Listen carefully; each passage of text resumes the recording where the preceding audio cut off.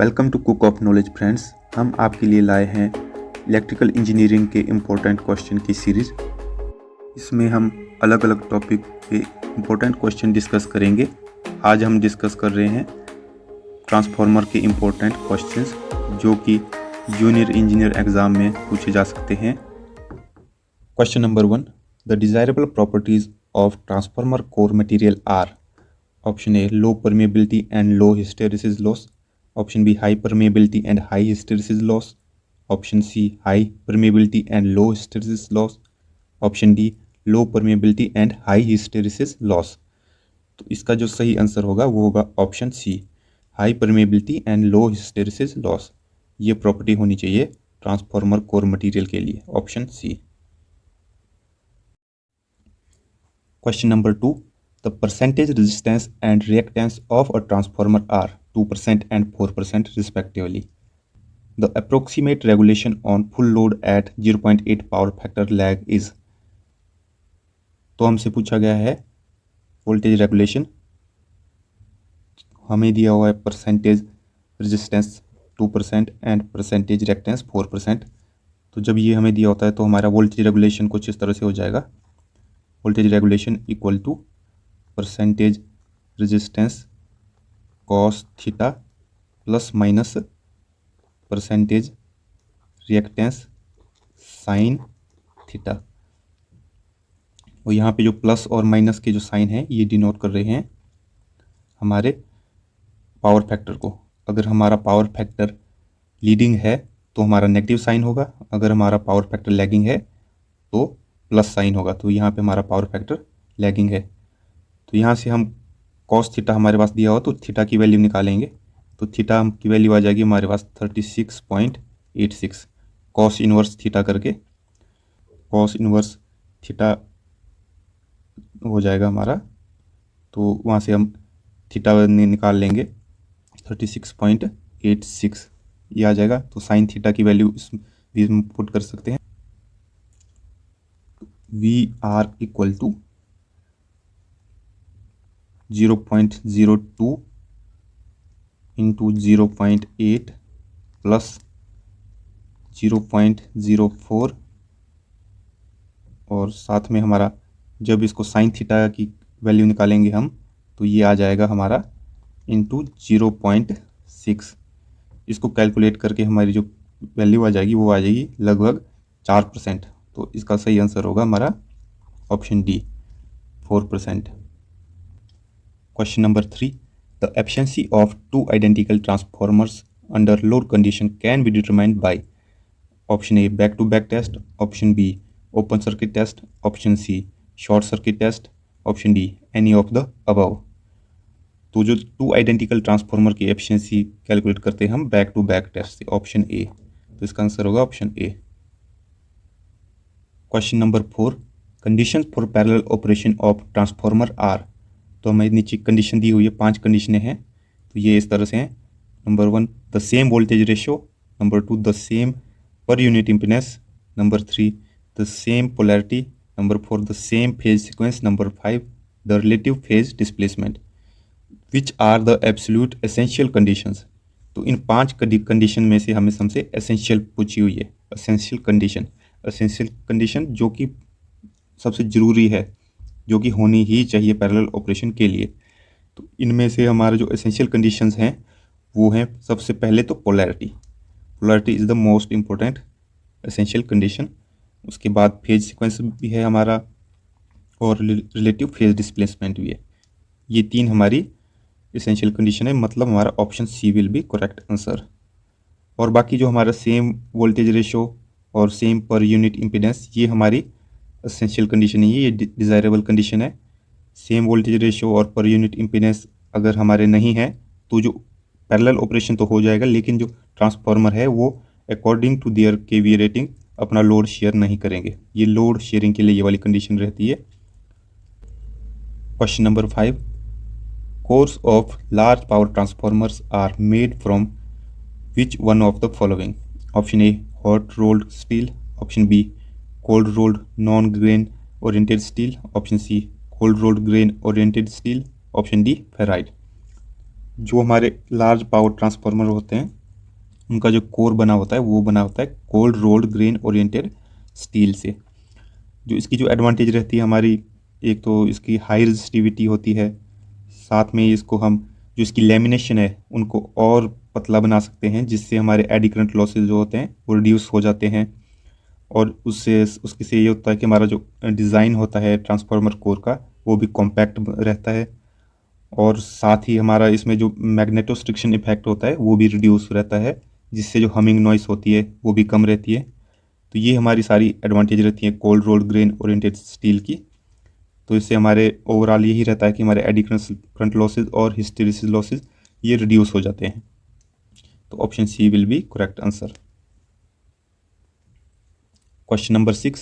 If PC and PSC represent core and full load ohmic losses respectively, the maximum kVA delivered to load corresponding to maximum efficiency is equal to rated kVA multiplied by। यहाँ पे जो statement जो कह रही है question की, ये कह रही है कि हमारे पास जो दिया हुआ है पीसी हमारे पास कोर लॉसेज दिए हुए हैं और पीएससी हमारे पास कॉपर लॉसेज दिए हुए हैं। तो और अगर इसकी केवी रेटिंग होगी कुछ, तो इसकी जब हम मैक्सिमम एफिशिएंसी होगी तो उसमें इसकी केवी रेटिंग क्या होगी, मैक्सिमम एफिशिएंसी के लिए केवी रेटिंग क्या होगी, तो वो होगी हमारा इसका जो आंसर होगा option B, root P C divided by P S C, मतलब root P copper core losses divided by copper losses multiply by इसके साथ हमारी जो केवी रेटिंग होगी वो मल्टीप्लाई होगी, तो वो आ जाएगी हमारी इसकी मैक्सिमम एफिशिएंसी के लिए केवी रेटिंग। तो इसका आंसर है हमारा option B. In a transformer fed from a fundamental frequency voltage source, the source of harmonics is the option A overload, option B poor insulation, option C iron loss, option D saturation of core. जो हमारे harmonics होते हैं transformer में उनका जो कारण होता है वो होता है saturation of core. Option D will be correct answer. An auto transformer having a transformation ratio of 0.8 supplies a load of 10 kilowatt. The power transferred inductively from the primary to secondary is। तो हमसे पूछा गया है auto transformer में जो power transfer होगी inductively वो कितनी होगी। Option A 10 kilowatt, option B 8 kilowatt, option C 2 kilowatt, option D 0। तो जो हमारा जो ऑटो ट्रांसफार्मर होता है उसमें जो पावर ट्रांसफ़र जो होती है इंडक्टिवली, PL इसको मैं लिखता हूँ पावर ट्रांसफर इंडक्टिवली, तो इक्वल टू होती है हमारी 1 माइनस के और मल्टीप्लाई बाई जो लोड रहेगा हमारा, तो इसको मैं लिख देता हूँ जैसे कि 10 किलोवाट है यहाँ, तो मल्टीप्लाई बाई यहाँ 10 हो जाएगा। तो हमारा जो पावर ट्रांसफर इंडक्टिवली जो आ जाएगा वो आ जाएगा हमारा 1 माइनस 0.8 के जो है हमारा ट्रांसफॉर्मेशन रेशो जो कि हमारे यहाँ 0.8 दिया हुआ है, तो 1 माइनस 0.8 मीन्स 0.2 इंटू 10, तो ये हो जाएगा हमारा 10 किलोवाट। ऑप्शन सी होगा इसका सही आंसर। और वहीं अगर हमसे पूछा जाए कि पावर ट्रांसफ़र कंडक्टिवली कितनी होगी, तो वो होगी हमारी पी सी इक्वल टू, तो ये हो जाएगी हमारी के इंटू और जो हमारा लोड रहेगा वो, जैसे कि यहाँ पे 10 है तो पावर ट्रांसफ़र जो होगी कंडक्टिवली वो हो जाएगी हमारी 8 किलोवाट। 8 किलोवाट हमारी पावर ट्रांसफ़र होगी वो होगी कंडक्टिवली, और 2 किलोवाट पावर ट्रांसफ़र होगी इंडक्टिवली। तो ये वो फॉर्मूला रहता है इसका। Question number 9। 2 3-phase transformers are to be connected for parallel operation. Which one of the following arrangements is impossible? यहाँ पे जो हमारे दिए हुए हैं हमारे ट्रांसफार्मर, 2 पैरेलल ट्रांसफार्मर दिए हुए हैं, ट्रांसफार्मर ए और ट्रांसफार्मर बी, तो इनकी हमारे अलग अलग अरेंजमेंट दी हुई है जैसे कि स्टार स्टार डेल्टा डेल्टा। तो इनमें से हमारी जो इम्पॉसिबल है अरेंजमेंट वो है हमारी ऑप्शन डी डेल्टा डेल्टा। अगर प्राइमरी भी हमारी डेल्टा डेल्टा है और दूसरे ट्रांसफार्मर की सेकेंडरी भी, प्राइमरी सेकेंडरी दोनों भी डेल्टा डेल्टा है, तो यह अरेंजमेंट हमारी पॉसिबल नहीं होती है। तो ऑप्शन डी सही आंसर होगा। The path of a magnetic flux in a transformer should have option A high resistance, option B high reluctance, option C low resistance, option D low reluctance. जो magnetic flux है उसके लिए जो हमारा path जो होना चाहिए वो लो रिलक्टेंस होना चाहिए। ऑप्शन डी इसका सही आंसर होगा। The inductive reactance of a transformer depends on option A electromotive force, option B magnetomotive force, option C magnetic flux, option D leakage flux. जो हमारा इंडक्टिव रिएक्टेंस जो होता है वो डिपेंड करता है हमारा लीकेज फ्लक्स पे। ट्रांसफार्मर में ये डिपेंड करता है लीकेज फ्लक्स पे। ऑप्शन डी करेक्ट आंसर है इसका। Which of the following will improve the mutual coupling between primary and secondary circuits? Option A transformer oil of high breakdown voltage, option B high reluctance magnetic core, option C winding material of high resistivity, option D low reluctance magnetic core। तो इसका answer है option D low reluctance magnetic core. Question number 13 Scott connections are used for option A single phase to three phase transformation, option B three phase to single phase transformation, option C three phase to two phase transformation, option D any of the above।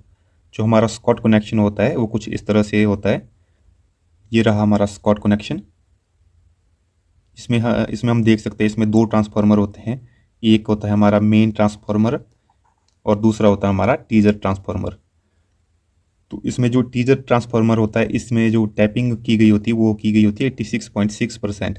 यह भी important question है, यह भी पूछा जा सकता है। तो टीजर ट्रांसफार्मर में जो वाइंडिंग की टैपिंग होती है वो होती है 86.6%, और जो मेन ट्रांसफार्मर होता है उसमें जो टैपिंग रहती है वो रहती है हमारी 50%। मेन ट्रांसफार्मर में टैपिंग रहती है हमारी 50%। तो यहाँ से हमारी इनपुट होती है आर वाई बी, तीन फेज होंगे। थ्री फेज सप्लाई को ये कन्वर्ट करेगा टू फेज सप्लाई में। हमें दो इसमें टू फेज सप्लाई मिलती है। एक टू फेज यहाँ पे मिल रहे हैं हमें, और वहीं दूसरी सप्लाई टू फेज की यहाँ मिल रही है हमें। तो हमारा जो स्कॉट कनेक्शन है वह कन्वर्ट करता है three phase two two phase transformation. इसके लिए यूज होता है हमारा स्कॉट कनेक्शन। ऑप्शन सी सही आंसर है। Question number 14 The maximum efficiency of a distribution transformer is option A at no load, option B at 50% load, option C at 80% full load, option D at full load। तो जो हमारे distribution transformer जो होते हैं वो design होते हैं हमारे 50% फुल लोड के लिए। इसका जो सही आंसर होगा हमारा वो होगा ऑप्शन बी। और जो हमारे पावर ट्रांसफार्मर जो होते हैं वो हमारे डिज़ाइन रहते हैं हमारे नियरली 100% फुल लोड के लिए। पावर ट्रांसफार्मर फुल लोड के लिए डिज़ाइन होते हैं, वहीं डिस्ट्रीब्यूशन ट्रांसफार्मर 50% लोड के लिए डिज़ाइन होते हैं। 50% के लिए इसलिए डिज़ाइन होते हैं क्योंकि हमारे डिस्ट्रीब्यूशन ट्रांसफार्मर में overall the season same load नहीं रहता, और डेली आवरली भी हमारा सेम लोड नहीं रहता, वो चेंज होता रहता है समय के साथ। तो इसलिए इसको 50% फुल लोड के लिए डिज़ाइन होते हैं maximum efficiency. Option B. Question number 15 the power transformers is a constant. Option A voltage device, option B current device, option C power device, option D main flux device. जो हमारे power transformer होता है वह होता है हमारा main flux device होता है। Option D will be correct answer. In a transformer the resistance between the primary and secondary is option A 0, option B 1 ohm, option C 1000 ohm, option D infinite. तो जो हमारा primary और secondary जो होती है उनके बीच जो रेजिस्टेंस होता है हमारा वो होता है इनफाइनाइट रेजिस्टेंस। वह इसलिए क्योंकि जो हमारी प्राइमरी वाइंडिंग और सेकेंडरी वाइंडिंग होती है वो कंडक्टिवली एक दूसरे के साथ कनेक्ट नहीं होती, वो एक दूसरे के साथ कपल होती हैं इंडक्टिवली, लेकिन इलेक्ट्रिकली वो कभी कनेक्ट नहीं होती। हमारे ट्रांसफार्मर में स्पेशल टाइप ट्रांसफार्मर है जैसे कि हमारा ऑटो ट्रांसफार्मर है, उसमें हमारी कंडक्टिवली कनेक्ट रहती है, लेकिन यहाँ पे हमसे पूछा गया है सिंपल ट्रांसफार्मर।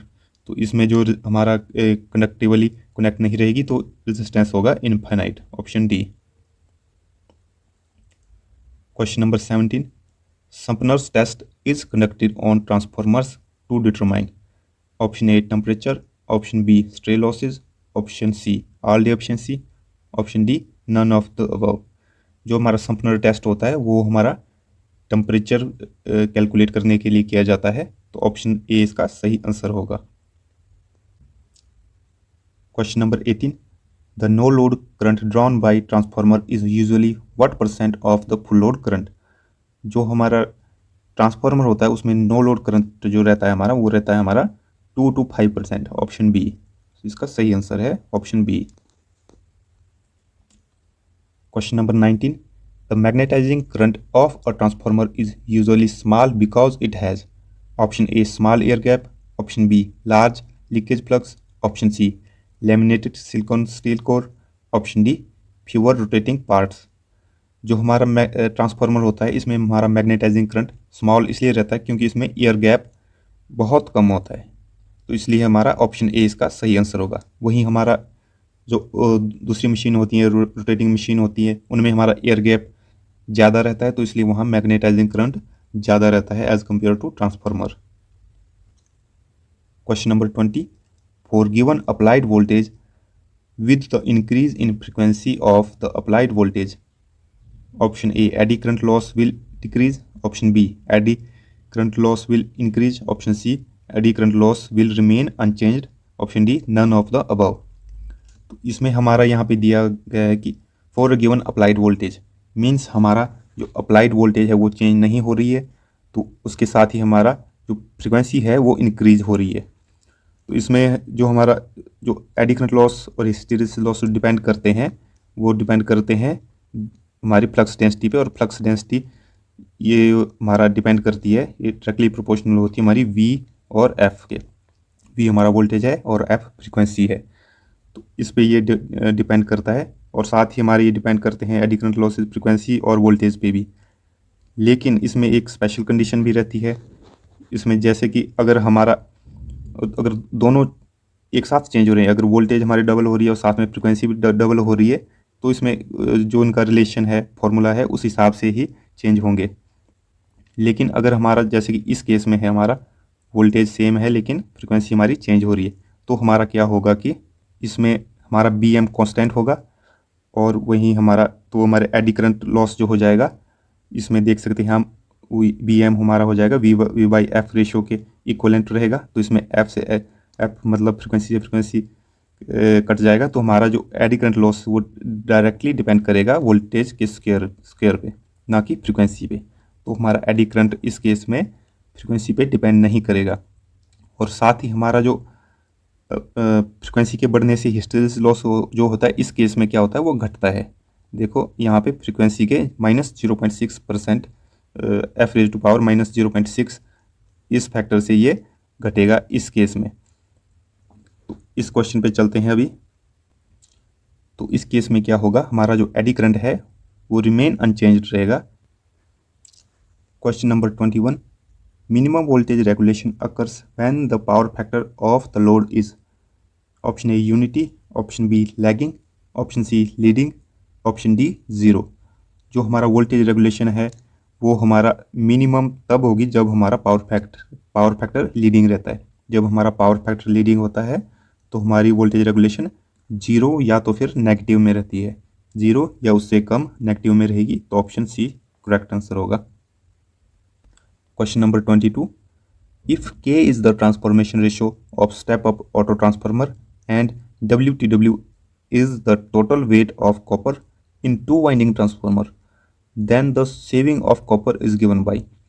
तो हमारा सेविंग ऑफ कॉपर जो होगा ऑटो ट्रांसफार्मर के केस में as compared to two winding transformer जो रहता है, ये होता है हमारा डिवाइडेड बाई के हो जाएगा। तो इसका सही आंसर होगा ऑप्शन बी। जो वेट होगा टू वाइंडिंग ट्रांसफार्मर में कॉपर का, उसके डिवाइडेड बाई जो ट्रांसफॉर्मेशन रेशो होगी ऑटो ट्रांसफार्मर की, वो डिवाइड हो जाएगी। तो option B will be correct answer. Question number 23, which of the following connection of transformer will give the highest secondary voltage. तो इनमें से कौन सी अरेंजमेंट जो है हमें हाईएस्ट सेकेंडरी वोल्टेज देगी। जैसे कि हमें पता है जो डेल्टा कनेक्शन जो रहता है, इसमें हमारा जो VPH जो रहता है, वी फेज जो रहता है, वो हमारी वी लाइन के बराबर रहता है। फेज वोल्टेज और लाइन वोल्टेज दोनों बराबर रहती है। वही हमारा स्टार वाइंडिंग के केस में क्या रहता है, हमारा जो हमारा वी लाइन जो रहती है वो इक्वल टू रहती है √3 टाइम ऑफ वी फेज के। तो इसलिए हमारी जो लाइन वोल्टेज जो रहती है स्टार के केस में, वो हमेशा √3 टाइम ज़्यादा रहती है डेल्टा वाइंडिंग से। तो इसलिए हमारी जो सेकेंडरी में अगर हमारी डेल्टा रहेगी, स्टार वाइंडिंग रहेगी, तो हमें हाईएस्ट वोल्टेज मिलेगी। तो जो इसमें अरेंजमेंट जो हाईएस्ट वोल्टेज जो हमें देगी वो देगी ऑप्शन बी, डेल्टा प्राइमरी और star secondary winding. The most essential condition for parallel operation of two single phase transformer is that they should have the same option A kVA rating, option B percentage impedance, option C polarity, option D voltage ratio। इसमें जैसे कि हमने पहले भी देखा, जो most essential condition जो होती है पैरेलल ऑपरेशन के लिए वो होती है पोलैरिटी। तो इसका सही आंसर होगा ऑप्शन सी पोलैरिटी। इसमें जो बाकी जो हमारे केवीए रेटिंग, परसेंटेज इम्पीडेंस और वोल्टेज रेशियो, ये हमारी लोड शेयरिंग के लिए ज़रूरी होती हैं। तो इसका सही आंसर है option C. Question number 25. The permissible flux density in case of cold rolled grain oriented steel is around। जो हमारा cold rolled grain oriented steel होता है उसमें फ्लक्स डेंसिटी हमारी रहती है nearly 1.7 weber per metre square, यानी option A will be correct answer. तो दोस्तों ये थे हमारे 25 important question related to transformer. इसके अलावा आपको किस टॉपिक पे इंपॉर्टेंट एमसीक्यू चाहिए वो कमेंट सेक्शन पे ज़रूर बताएं, और लाइक, शेयर और सब्सक्राइब करते रहें। धन्यवाद दोस्तों, thanks for watching cook of knowledge. Channel को लाइक एंड सब्सक्राइब करना ना भूलें।